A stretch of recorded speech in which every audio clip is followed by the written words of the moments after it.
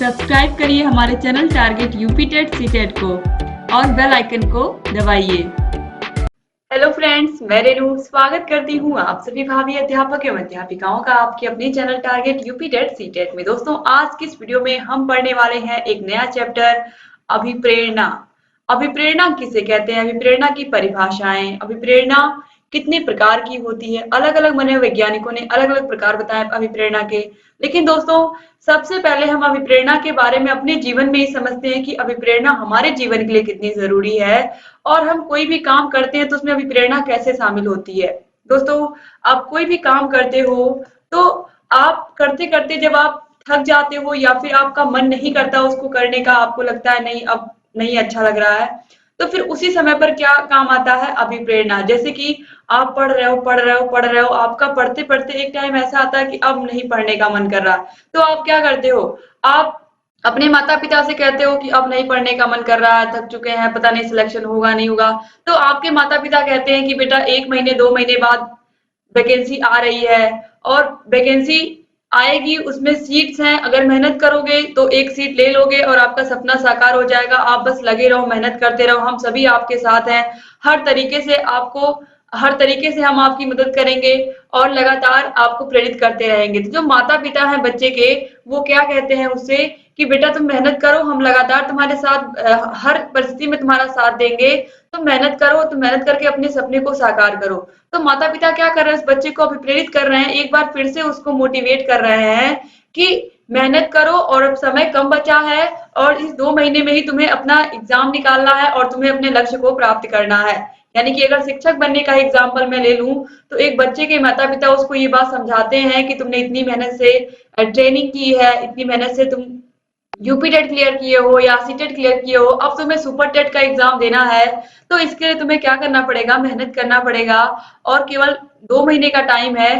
तो इसके लिए अगर यह 2 महीने तुम अच्छे से अपने जीवन के खूब मेहनत से इसको आप बिता लोगे, यानी कि इसमें सारी मेहनत आप जितना अब तक आपने पढ़ा है सारी मेहनत आप इसमें लगा दोगे, तो आसानी से आप एग्जाम को क्लियर कर लोगे। तो इस तरीके से बालक के माता पिता ने क्या किया, उसको अभिप्रेरित किया। तो यहाँ पर जो अभिप्रेरणा है वह क्या हो गई, एक महत्वपूर्ण कारक हो गई किसकी प्राप्ति में, लक्ष्य की प्राप्ति में।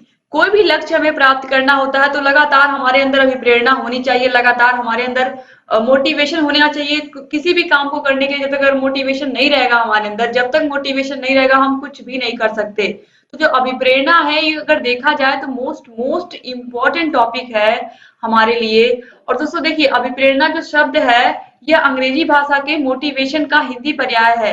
इंग्लिश में इसको क्या कहते हैं, मोटिवेशन कहते हैं। और ये मोटिवेशन शब्द कहाँ से आया है, लैटिन भाषा के मोटम शब्द से आया है, MOTUM, मोटम शब्द से बना हुआ है मोटिवेशन। तो याद रखिएगा, लैटिन भाषा के मोटम शब्द से। इसका अर्थ क्या होता है, प्रोत्साहन। अतः कार्य को गति प्रदान करना ही अभिप्रेरणा है। जब हम किसी काम को करते करते हम थकने लगते हैं या फिर मन नहीं करता है तो कहीं ना कहीं हमें अभिप्रेरणा दी जाती है, चाहे बाहर से दी जाए चाहे हमारे अंतर मन से ही आए। जैसे कि हम किसी एग्जाम की तैयारी कर रहे हैं, लेकिन एक बार हमारे अंदर से ये भावना आई कि सीट तो केवल 30,000 है और फॉर्म 15 लाख लोगों ने भरा है। अब इस 15 लाख में हमको क्या चाहिए, इन 15 लाख में हमको क्या चाहिए, एक सीट ही तो चाहिए। लेकिन बहुत सारे लोग इसको इस तरीके से सोचेंगे कि 15 लाख लोगों ने फॉर्म भरा है, पता नहीं मेरा होगा या नहीं होगा।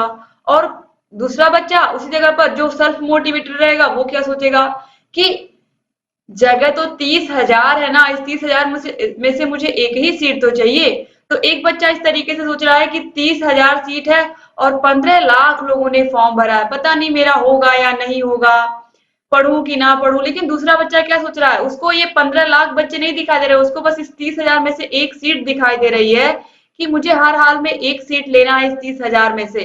तो यहाँ पर देखिए, जो बच्चा ये सोच रहा है कि मुझे 30,000 में से केवल एक सीट चाहिए, वो क्या है, मोटिवेटेड है, वो सेल्फ मोटिवेटेड है। और जो ये सोच रहा है कि 15 लाख बच्चों ने फॉर्म भरा, पता नहीं मेरा होगा या नहीं होगा, तो आप देखिए एक बच्चे की थिंकिंग कैसी है, दूसरे की कैसी है। तो यहाँ पर किस चीज की कमी है, सेल्फ मोटिवेशन की कमी है। पहले बच्चे में उसको ये लग रहा है कि 15 लाख लोगों ने फॉर्म भरा है, पता नहीं मेरा होगा या नहीं होगा। दूसरा बच्चा उस जगह पे क्या कह रहा है, मुझे तो केवल एक सीट चाहिए ना, जगह कितनी है 30,000 और चाहिए कितनी, केवल एक सीट चाहिए और मुझे हर हाल में एक सीट लेनी है। तो ये होती है अभिप्रेरणा, यानी कि आपके अंदर से भी आती है और आपको बाहर से भी आपके माता पिता, भाई बहन, आपके मित्र, आपके शिक्षक भी आपको प्रेरित करते हैं, तो वो बाहरी रूप से करते हैं। लेकिन जब आपके अंदर से भी प्रेरणा आती है तो वह क्या होती है, आंतरिक अभिप्रेरणा होती है। इसके बारे में मैं अभी आपको डिटेल में पढ़ाऊंगी। तो आपको अभिप्रेरणा समझ में आ गया होगा, किसी भी काम को जब हम करते हैं, जारी रखते हैं और जब तक लक्ष्य की प्राप्ति नहीं हो जाती तब तक अभिप्रेरणा होनी चाहिए। अभी मैं और भी आपको एग्जाम्पल आगे देती रहूंगी, समझाती रहूंगी दैनिक जीवन के। अब देखिए यहाँ पर अभिप्रेरणा की परिभाषाएं। गुड के अनुसार प्रेरणा कार्य को आरंभ करने, जारी रखने और नियमित करने की प्रक्रिया है। ये गुड ने कहा है, ये गुड की जो परिभाषा है मोस्ट मोस्ट इम्पोर्टेंट है, 2016 में पूछी गई है आप लोग के एग्जाम में। तो गुड के अनुसार प्रेरणा कार्य को आरंभ करने, जारी रखने और नियमित करने की प्रक्रिया है।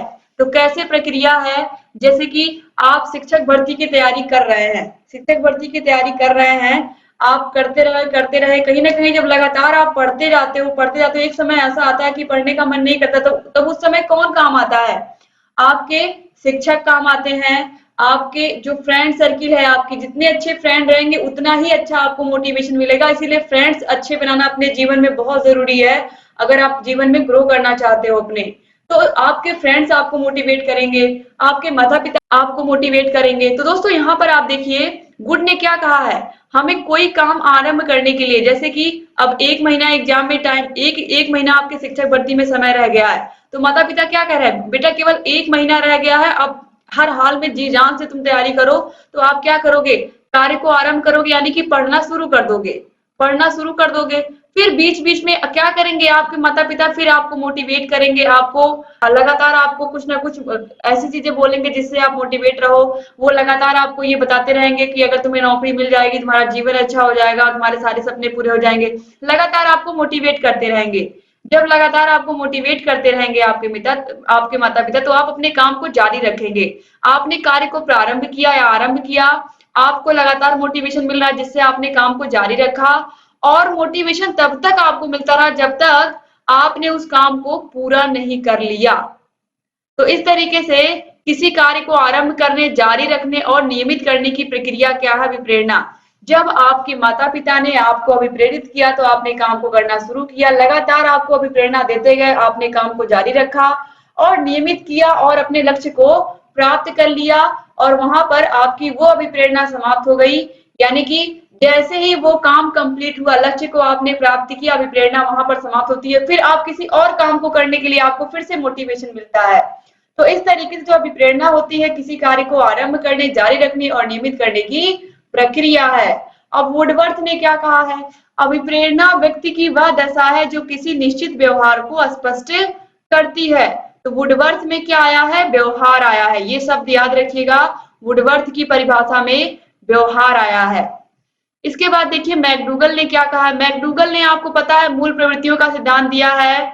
इन्होंने 14 संवेग बताए, 14 संवेगों से 14 मूल प्रवृत्तियां होती हैं। जहां पर भी आपको मूल प्रवृत्तियां दिखेंगी, मानसिक दशाएं दिखेंगी, वहां पर आप जान जाइएगा कि मैकडूगल है।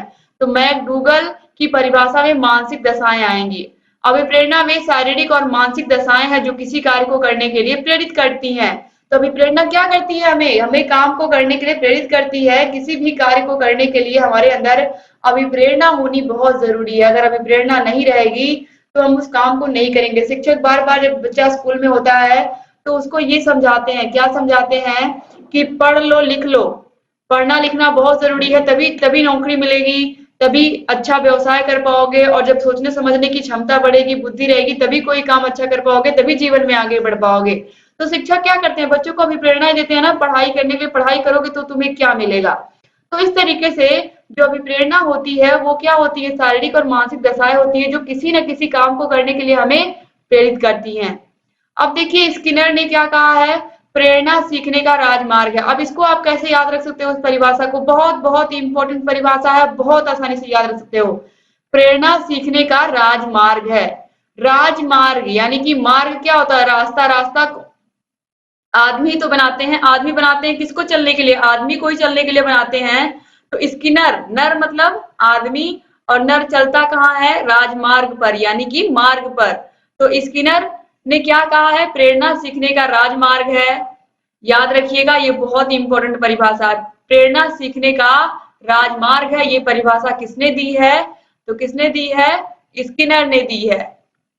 स्किनर ने क्या दिया था? क्रिया प्रसूत अनुबंधन का सिद्धांत, जिसे हम नैमित्तिक अनुबंधन का भी सिद्धांत कहते हैं। इन्होंने प्रयोग किस पर किया था? चूहे पर किया था। ये सारी चीजें आप पीछे पढ़ चुके हो।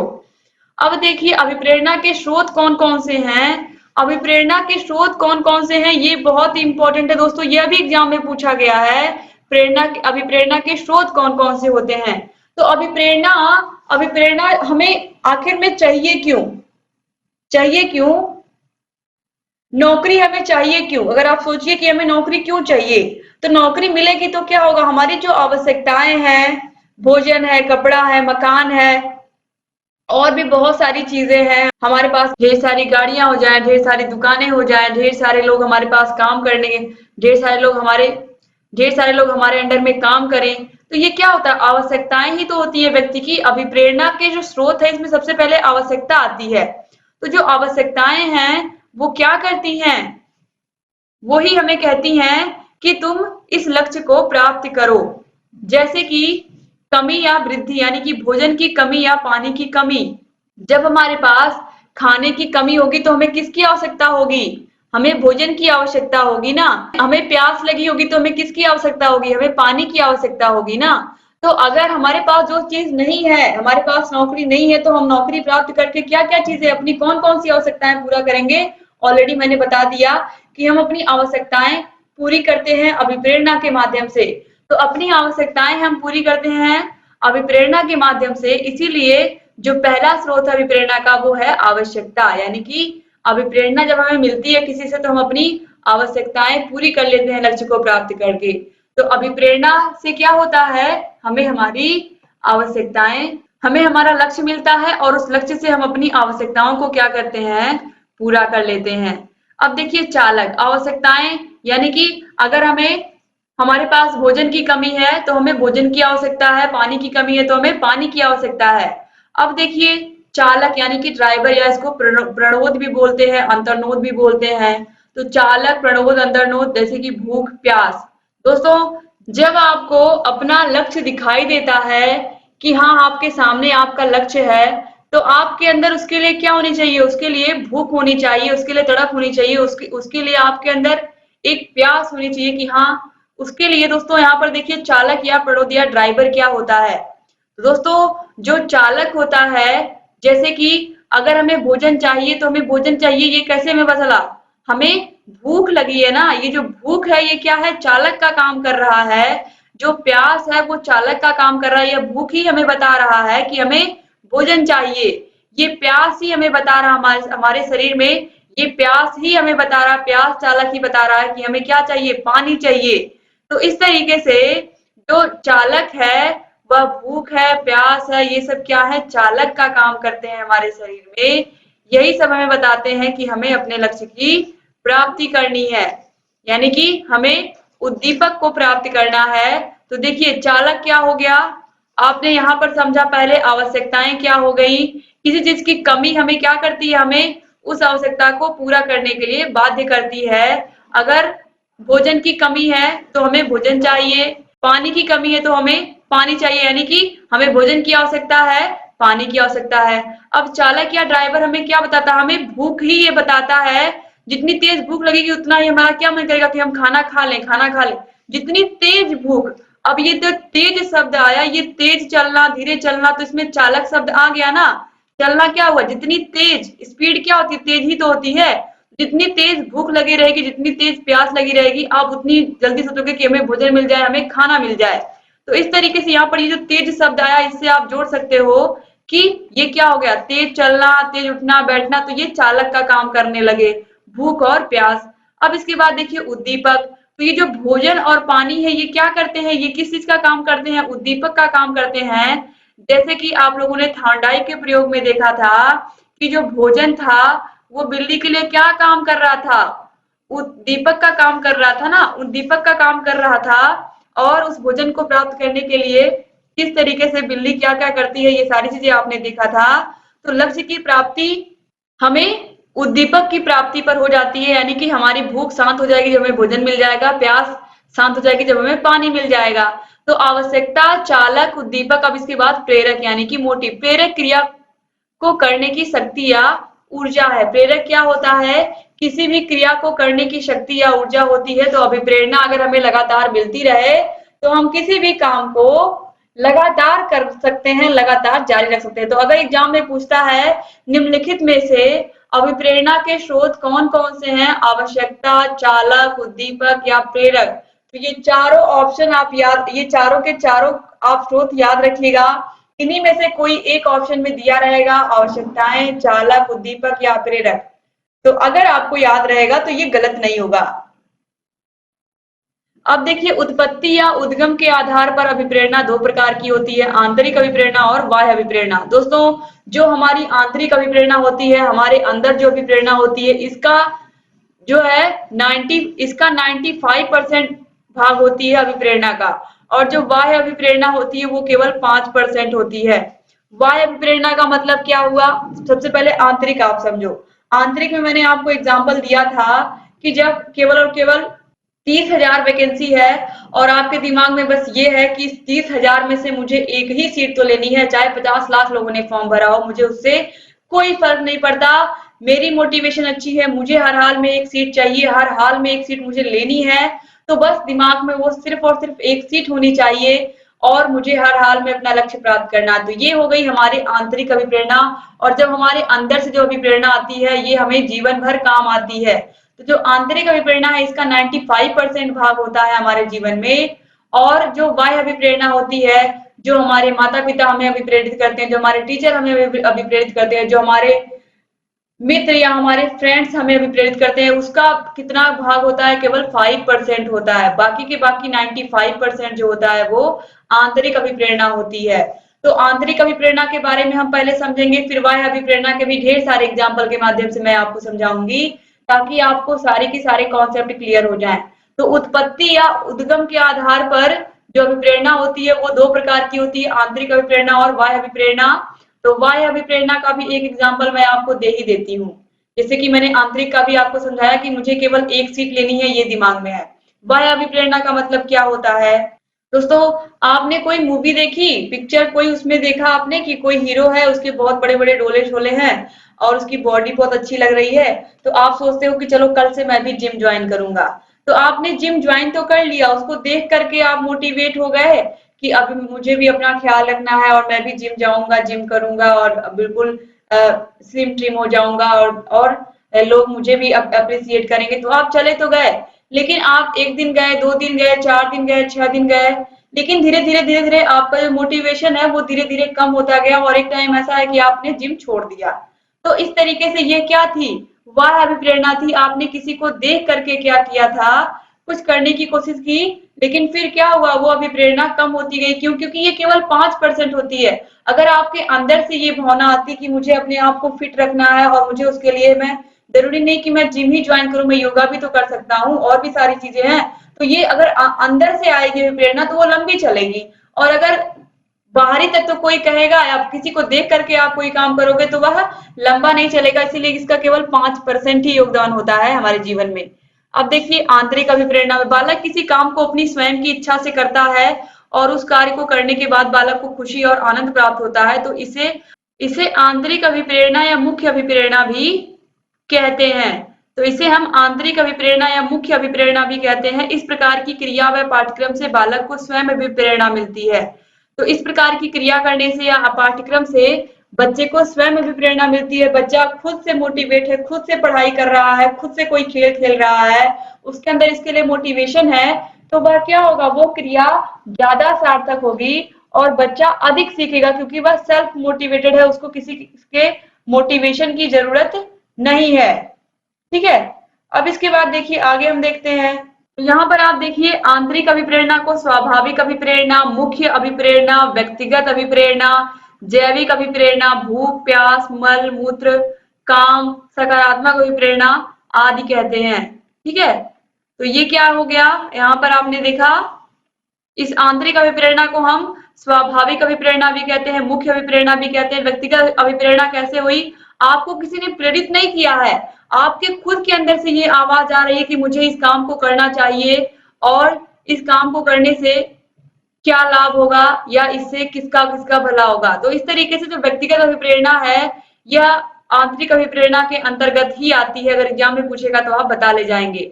और जैविक अभिप्रेरणा किसके अंतर्गत आती है, यह भी आंतरिक अभिप्रेरणा के अंतर्गत ही आती है, जैसे कि भूख लगना, प्यास, मल मूत्र, काम। सकारात्मक अभिप्रेरणा, इसको हम सकारात्मक अभिप्रेरणा के नाम से भी जानते हैं, आंतरिक अभिप्रेरणा को। आप देखिए बाह्य अभिप्रेरणा क्या हुई। बाह्य अभिप्रेरणा तो पूरी अभिप्रेरणाएं जो हमारे आसपास से मिलती है वो सभी बाह्य अभिप्रेरणाएं हैं।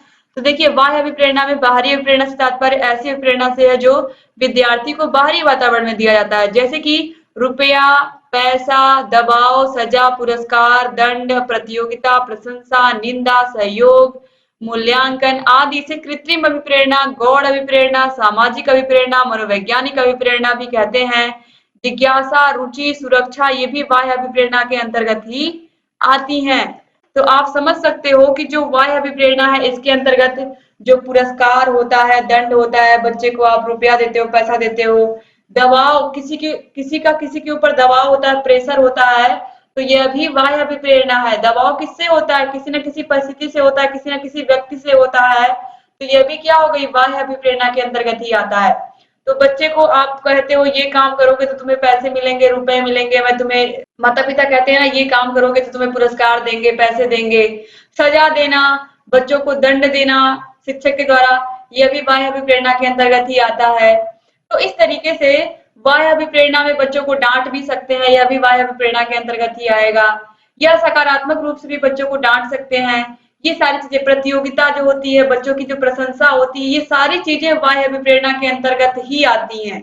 इसीलिए इसे गौड़ अभिप्रेरणा भी कहते हैं, सामाजिक अभिप्रेरणा भी कहते हैं, मनोवैज्ञानिक अभिप्रेरणा भी कहते हैं। बच्चों की जिज्ञासा, रुचियां, सुरक्षा, ये सभी बाह्य अभिप्रेरणा के अंतर्गत ही। जिज्ञासा किसी न किसी चीज को देख करके ही तो होती है, और वह चीज हम कहाँ से देखते हैं, अपने बाहरी वातावरण से तो कोई चीज देखते हैं, उसको देख करके हमारे मन में जिज्ञासा उत्पन्न होती है। इसीलिए जिज्ञासा भी बाह्य अभिप्रेरणा ही होती है। रुचियां हमारी, जब हम समाज से ही आकर के रुचियां सीखते हैं अपने आसपास के लोगों से ही, तो यह भी बाह्य अभिप्रेरणा हुई।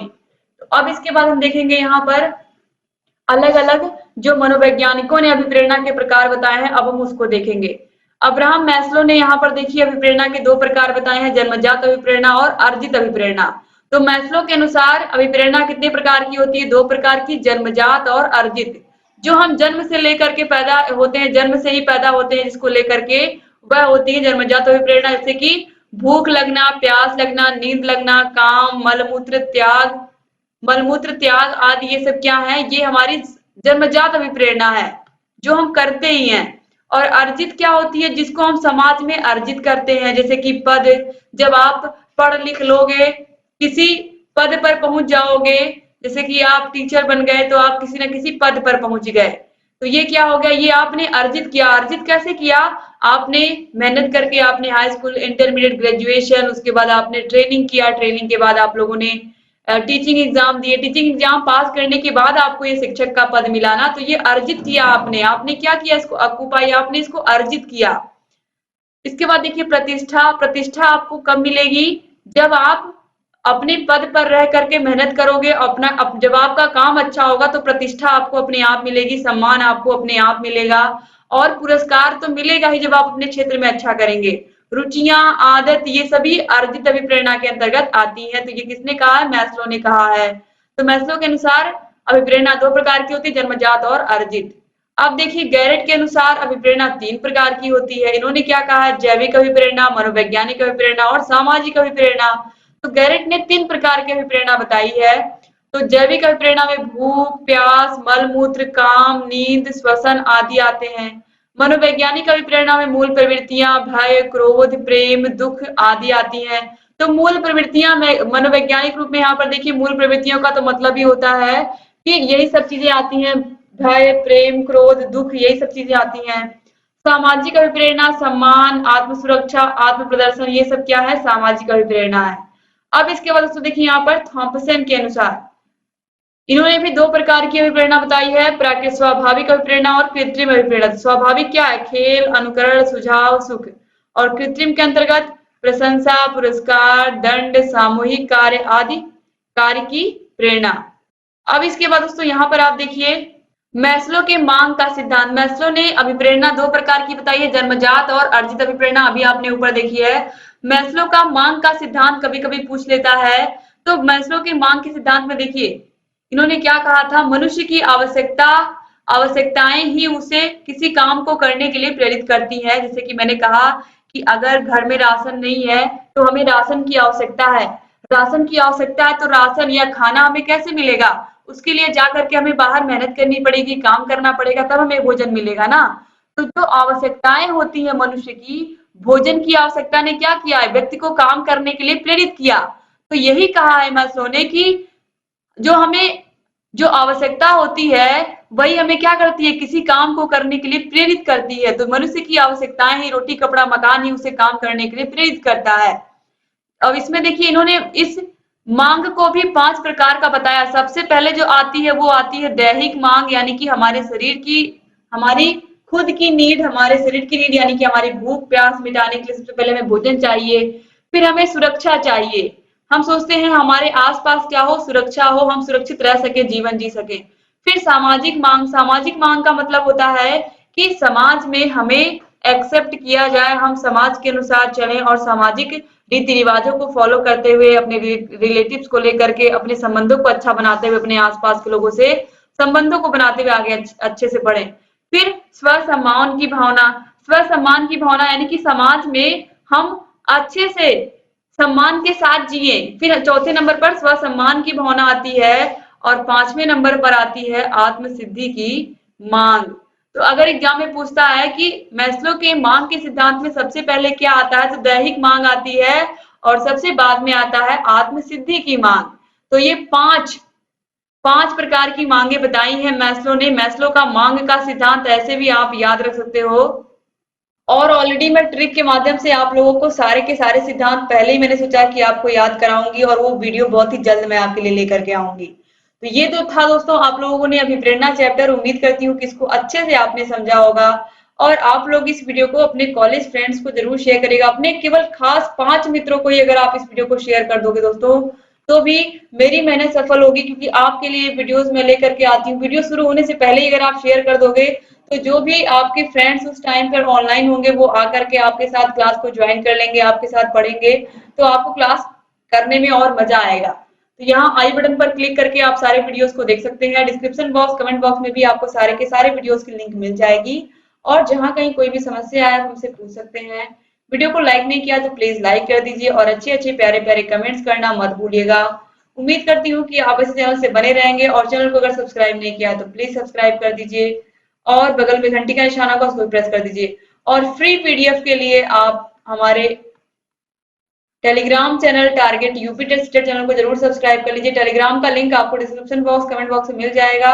टेलीग्राम को ज्वाइन करने के बाद आपको सारे के सारे वीडियोस की पीडीएफ बिल्कुल फ्री हम दे रहे हैं, तो प्लीज आप ज्वाइन कर लीजिए और सारे वीडियोस को ऐसे देखिए और जहां कहीं कोई समस्या आए आप हमसे बताते रहिए। उम्मीद करती हूँ कि आप चैनल से बने रहेंगे और वीडियोस को शेयर जरूर करेंगे। और अगर आपने वीडियो को शेयर किया तो प्लीज मुझे कमेंट करके बताइएगा कि आपने कितने फ्रेंड्स को शेयर किया है। ये जानकर मुझे बहुत खुशी होगी। तो प्लीज आप लोग कमेंट में बताइए कि आप लोगों ने कितने लोगों को वीडियो शेयर किया है, इससे मुझे भी और कॉन्फिडेंस आए और आगे के लेक्चर्स में और अच्छे से ले पाऊं। क्योंकि जब मोटिवेशन अच्छा रहता है तो सारी चीजें बहुत ही अच्छे से होती हैं। तो आप लोग मोटिवेट मुझे करते रहिए, वीडियोस को शेयर करते रहिए और चैनल को जरूर सब्सक्राइब कर लीजिए। तो दोस्तों डिस्क्रिप्शन बॉक्स, कमेंट बॉक्स में A to Z सारे वीडियोस की लिंक मिल जाएगी आपको। आप सारे विषयों को देखिए और जहां कहीं कोई भी समस्या आ रही है हमसे बताते रहिए। एक बार फिर से आप सभी का बहुत बहुत धन्यवाद वीडियो को पूरा देखने के लिए।